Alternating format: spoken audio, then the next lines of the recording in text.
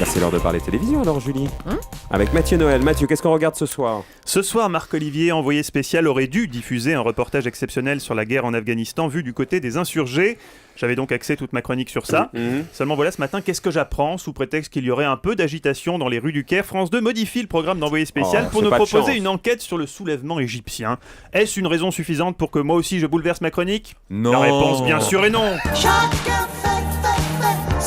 Parfaitement, je fais ce qui me plaît. On regarde le documentaire sur l'Égypte et je vous parle de celui sur l'Afghanistan, ok? Mais vous êtes fou!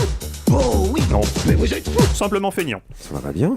Bon, qu'est-ce qu'on zappe? Ce soir, on zappe d'abord France 2 en deuxième partie de soirée. Chine, qui a peur de l'usine du monde? Une enquête qui pose plusieurs questions. Premièrement... Qui mieux que Renault peut entretenir votre Renault? Bah, les Chinois, c'est vrai, oui. Deuxième interrogation, comment l'Europe peut-elle rivaliser avec la Chine? Des économistes présenteront des pistes de réflexion. Attendez, c'est lesquels les Chinois qui étaient alliés en Asie? Les Japonais? Les Japonais, c'est ça. Autant pour moi. J'avais un embryon de piste, mais non.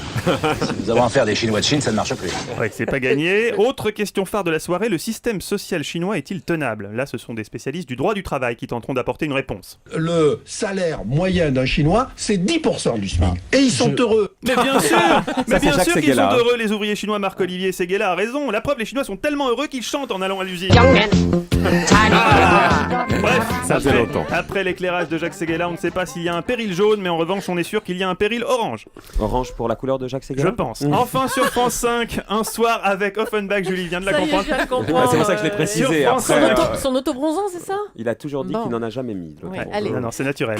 Sur France 5, un soir avec Offenbach, portrait de ce compositeur allemand de génie qui avait une muse, une cantatrice nommée Hortense Schneider, qui avait le don étonnant de pouvoir briser un verre de cristal avec sa voix.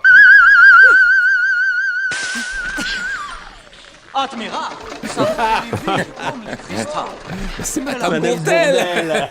Elle a brisé mes flûtes. Oui, Offenbach lui-même en restait sans voix, Marc. Vous le voyez. Bon, on regarde France 2, vous êtes sûr ou pas Ah alors? oui, je suis sûr.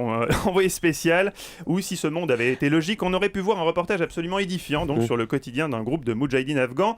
Un journaliste a en effet réussi à gagner leur confiance et les a filmés pendant plusieurs jours. Alors bien sûr, on se demande comment un journaliste a-t-il pu se faire accepter au sein d'un groupe d'insurgés islamistes.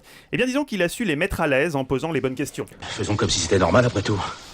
Pas de saucisses, pas d'alcool, les femmes voilées. Enfin, excusez-moi, mais enfin c'est quand même... ça fait un peu Jacadi a dit, pas de charcuterie. Résultat, un documentaire exceptionnel où l'on suit les terroristes afghans dans chaque instant du quotidien, ce qui forcément nous les rend plus proches, même quand, dans le secret de leur grotte, ils confectionnent une bombe artisanale en vue d'un attentat meurtrier. C'est réglé comme papier musique, ma pauvre. À 10h, le spectacle est fini, tout le monde s'en va. Il ne restera plus que les généraux dans la salle. Et à 10h15, feu d'artifice signé Michel Taupin. J'ai rendez-vous avec l'histoire. Mais Marc-Olivier, papy fait de la résistance en Afghanistan, c'est ma modeste contribution au choc des civilisations. C'est trop gentil, Mathieu. Merci d'avoir élevé le niveau.